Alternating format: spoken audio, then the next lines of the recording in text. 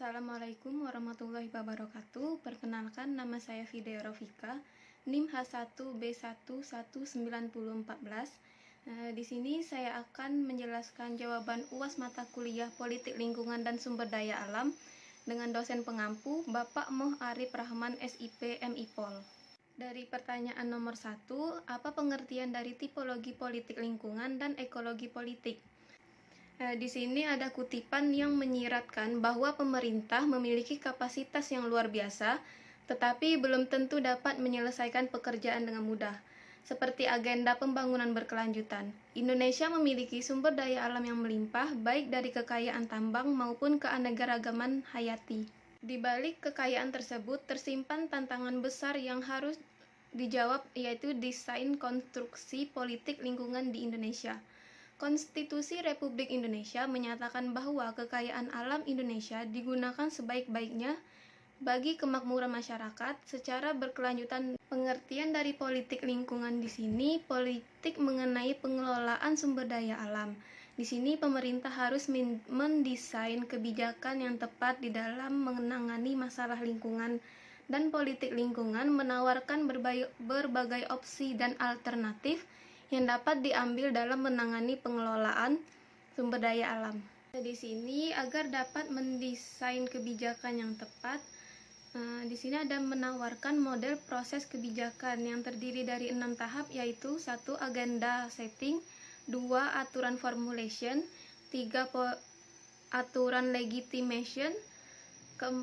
Aturan implementation, yang kelima aturan dan program evaluation, dan yang terakhir ada aturan change.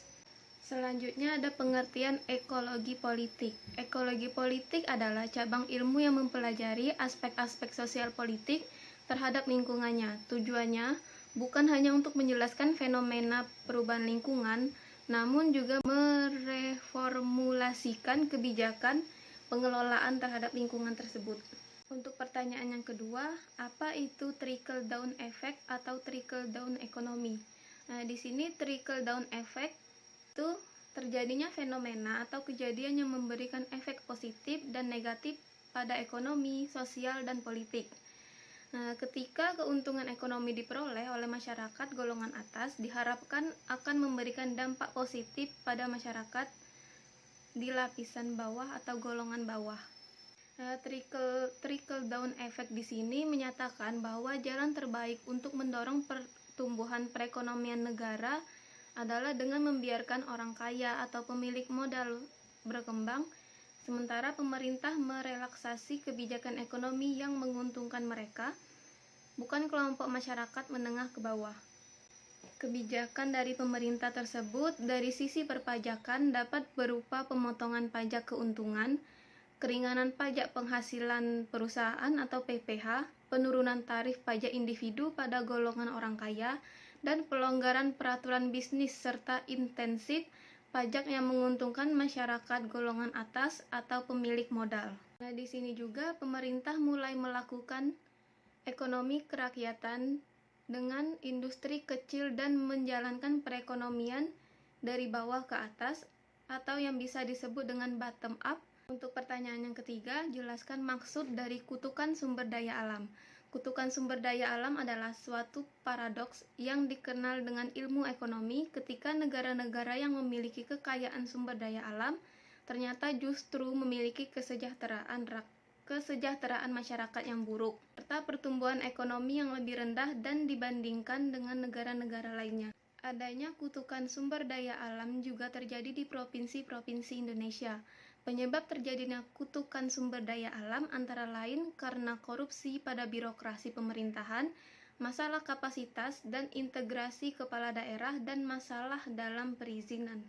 Di sini untuk mengetahui persepsi publik tentang pengelolaan dan praktik korupsi yang terjadi pada sektor sumber daya alam, LSI menyelenggarakan survei opini publik nasional tentang pengelolaan dan korupsi sumber daya alam. Pertanyaan yang keempat, jelaskan bagaimana hubungan oligarki dengan sumber daya alam di Indonesia level lokal. Di sini oligarki sendiri adalah politik mempertahankan kekayaan yang dijalankan oleh kalangan yang memiliki kekayaan material. Secara umum, oligarki juga sering diartikan sebagai kekuasaan di tangan segelintir elit, namun dapat menguasai sumber daya yang sangat besar, baik itu sumber daya material maupun politik. Contoh dari oligarki dan sumber daya alam ini, Nadiem Makarim, Wahyu Sakti Trenggono, Pranomo Agung, Johnny G. Plate, Airlangga Hartarto, Erick Thohir, dan Luhut Binsar Panjaitan. Mereka adalah pejabat-pejabat Indonesia yang memiliki perusahaan atau PT-PT. Berdasarkan gambaran di atas, maka terlihat persoalan lingkungan tidak dapat dilepaskan dari dominasi oligarki. Selanjutnya, pertanyaan nomor 5, perbedaan ekosentrisme dan antroposentris. Kalau ekosentrisme ini menyampaikan pandangannya secara ekologis, bahwasanya makhluk hidup dan benda-benda abiotis lainnya saling terkait antara satu sama lain. Kewajiban dan tanggung jawab moral tidak hanya dibatasi pada makhluk hidup, tetapi juga berlaku terhadap semua realitas ekologis.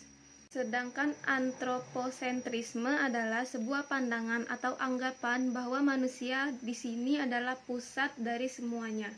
Di sini manusia menganggap bahwa manusia adalah makhluk paling istimewa. Pertanyaan nomor 6, pendapat Arne Naes tentang fragile ecosystem. Di sini keberlanjutan kehidupan manusia sangat bergantung pada kecukupan pasokan sumber daya alam yang memadai dan berkualitas. Kalangan antroposentrisme memanfaatkan sumber daya alam dan lingkungannya cenderung tidak memikirkan keamanan dan kelestarian alam dan lingkungan.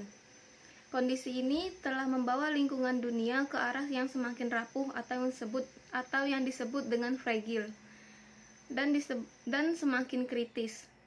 Prinsip-prinsip asas konservasi sumber daya alam adalah perlindungan, pelestarian, dan pemanfaatan. Dalam pemanfaatan sumber daya alam, manusia memang banyak mempunyai sifat negatif. Misalnya, sifat kufur nikmat. Salah satu hal yang paling jelas terlihat adalah kebiasaan manusia untuk mengurus semua kekayaan alam tanpa memperdulikan kelestariannya. Sekian, itulah jawaban dari saya. Terlebih dan kurang saya mohon maaf. Wassalamualaikum warahmatullahi wabarakatuh.